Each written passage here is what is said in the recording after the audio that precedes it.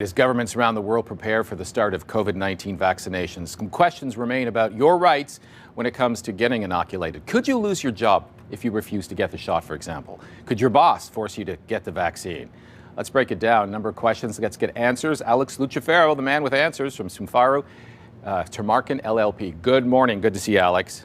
Good morning, Leslie. Are there cases where the interests of the greater public trump your individual rights in this scenario?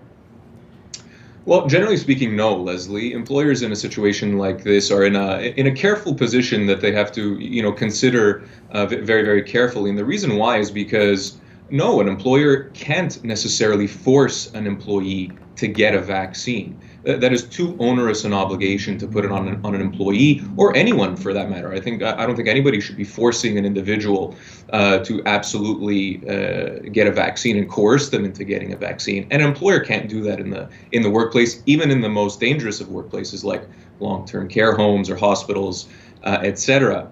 On the other hand, however, Leslie, and a kind of competing obligation here on the part of an employer is that they do have an obligation to maintain a healthy and a safe workspace. And so the question becomes, well, with those competing obligations, well, you can't force an employee to get a vaccine, but you also have to ensure health and safety in the workplace. What do you do as an employer? Well, let's give the example of a healthcare or long-term care home scenario where an employee who is, on the front line says, I don't want to get it. I doubt that's going to happen because they would know better than anybody the effects of COVID-19 still. Couldn't it be the same scenario, for example, when you want to send your kids to school and if they're not vaccinated, they send them home? Can't you just apply that here?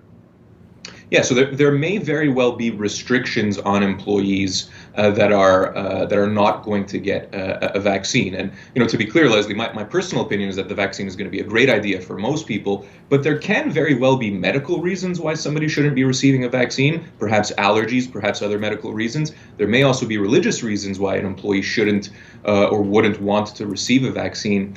Those people, those employees, can't simply be kicked by the wayside. They have to be accommodated in some form or fashion. And again, the employer also has to ensure that it's protecting its other employees. Yeah. And so, accommodations or possible restrictions like continuing to work from home or continuing to social distance or continue to wear masks in the workplace, those are potential alternate arrangements where an employee can perhaps not get a vaccine and continue their employment relationship with the company. That's going to require a conversation between an employer and an employee and eventually an agreed upon solution. Again, these are important conversations that employers and employees are going to be having down the road for the next several months, if not year. What if working from home doesn't work and you've got a case where somebody refuses to get it and then the person in the next cubby hole basically is immunocompromised and says, I can't sit next to that person because they may put me at risk?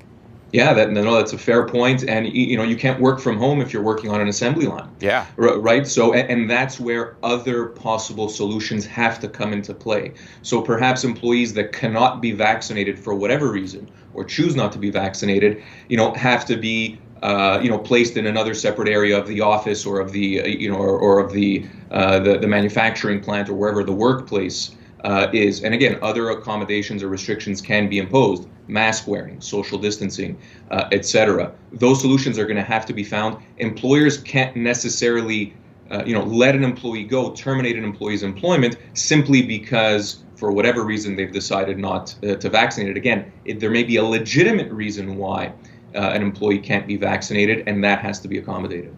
All right, I think we covered it all. Alex Lucifero, the man with answers. Appreciate it, Alex, for your time. Thanks for having me, Leslie.